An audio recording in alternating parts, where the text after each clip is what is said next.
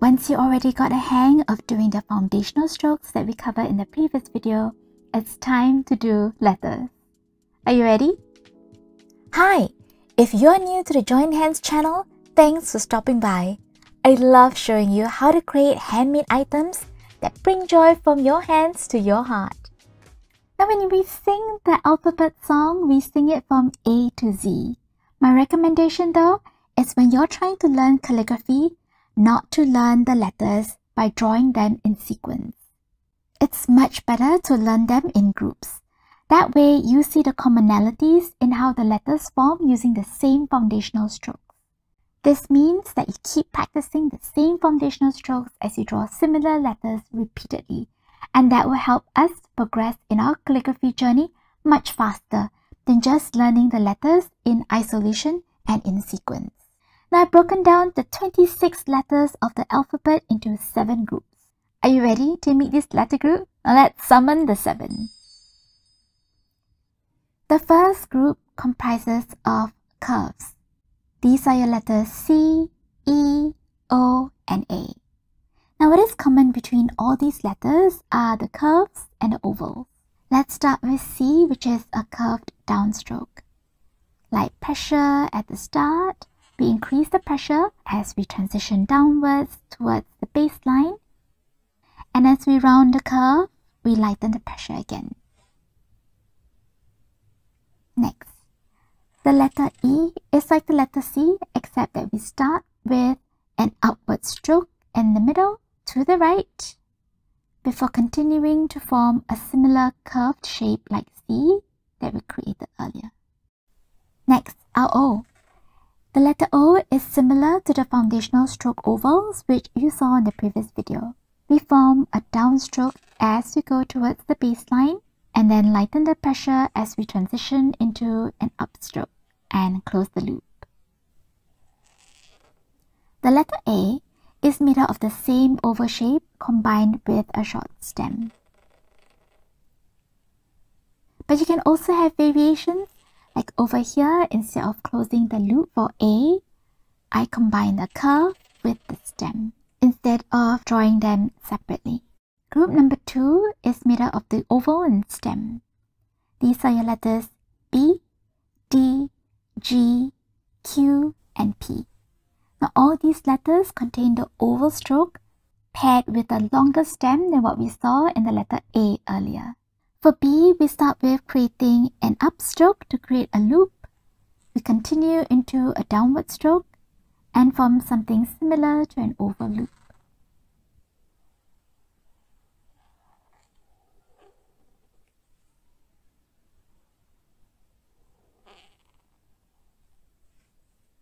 For D, it is the opposite. We start with forming the oval loop first, and then we create the loop for our stem. Downstroke, and we finish it off with an exit stroke.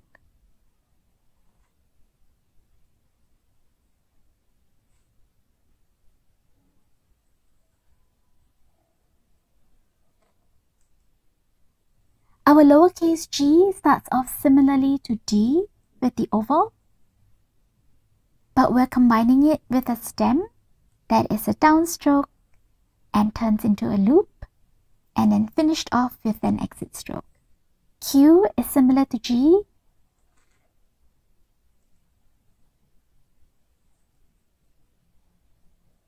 but instead of doing the looping on the left, for Q the loop appears on the right.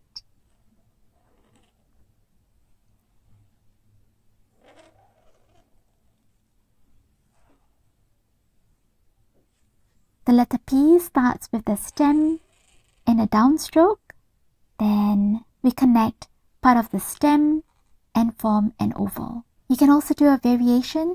You can also retrace that same part upwards and combine it with an oval shape. Our next group is the loop and stem. Now all these letters H, L, K, F, and J contain a loop that combines with a stem. We start off with L, which has a loop at the top, and then a downward stroke with an exit stroke turning upwards.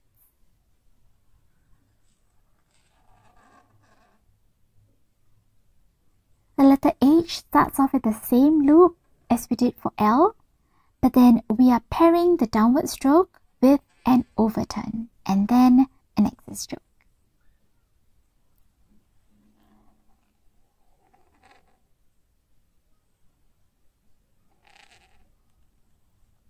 Similarly, the letter F, it starts with the same loop as the rest, and then we bring the stroke downwards beyond the baseline, loop it back upwards, and then close the loop at the stem.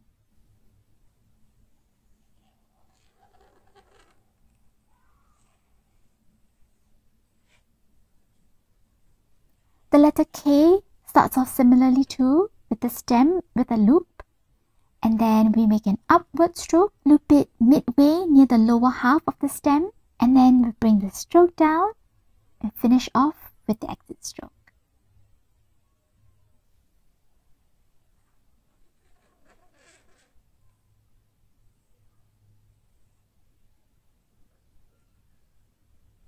Alright, J is a little different. Instead of having the loop at the top of the stem like the other letters, it has the loop at the bottom. But it's basically just the opposite of the other stems.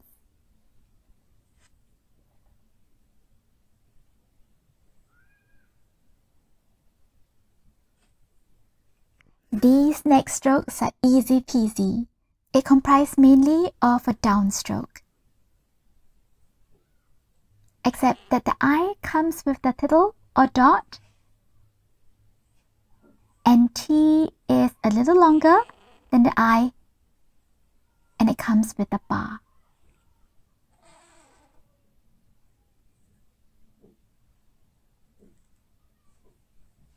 Group 5 is the diagonal stroke. Now both these letters, X and Z, contains a diagonal stroke, although for X, the diagonal stroke is upstroke, and for Z, it is a downstroke. Now for X, we draw the diagonal downstroke from the top left to the baseline, and then the other arm with an upstroke.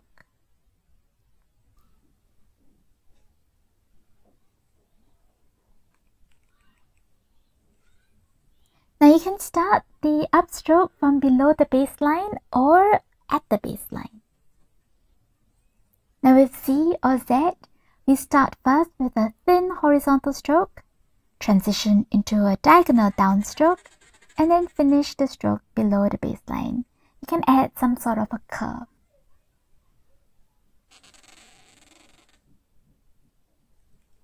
I'm showing you another alternative way that I sometimes write Z.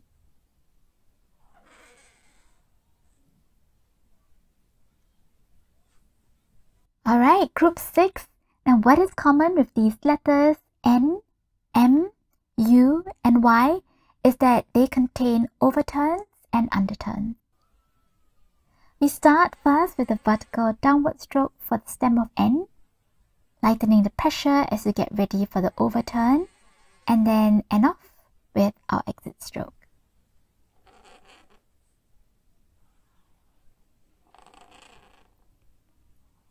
This process is similar for M, although we add another turn to it that is slightly lower than the first overturn.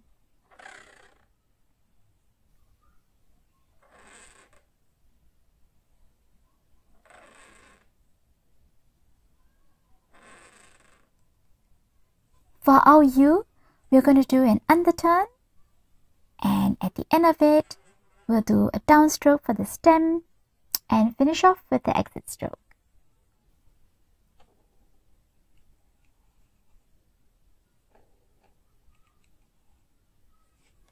For Y, it is similar to U, but we will extend the stem beyond the baseline and loop it, finishing off with the exit stroke to the right.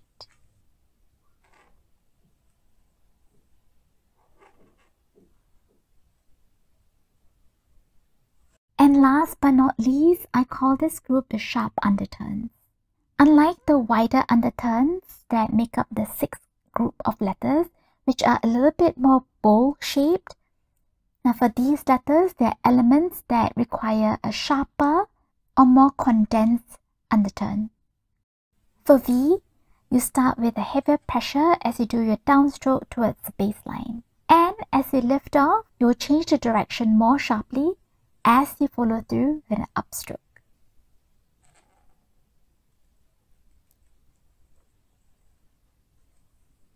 For W, you start off similarly to a V, except that halfway through the upstroke, you will do a downstroke and then end with an underturn.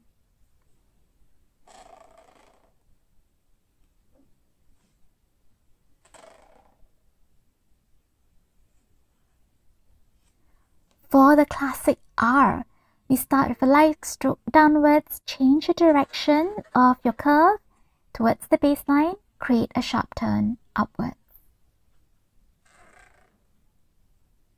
Next, I'm sharing the two common types of drawing our letter S. For the first, we start at the top with a slight backward overturn and then downward diagonal stroke, turn sharply to your left, and then finish off with the exit stroke towards the right. For the second S, we start with an upstroke and then a heavier pressure on the downstroke to create a bowl at the baseline before turning sharply to bring the stroke back down to the baseline and upwards.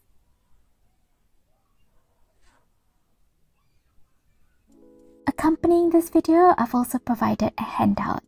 So you can see here that I've also provided guide sheets so that you can trace over the letters to practice, or you can just print it off and do your practice directly on your printed copies. Now you might be thinking, then what about the uppercase letters? There's a huge variety in how we write our uppercase letters in calligraphy, so I don't group them as finely as I do for lowercase letters. Still, I have provided a set of rather minimalist style uppercase letters. In fact, I think it's on page 26. So don't forget to download it, and you can find the guide in the description box below. Now that we've done our letters, we are going to string our letters together and we're going to form words. That's coming up in the next video. So if you want to get updated on when that video comes out, remember to like, subscribe, and hit the notification bell. Which are the letters that you love to write? And which are the letters that you find quite a challenge? Let me know in the comments down below. I'll see you in our next video.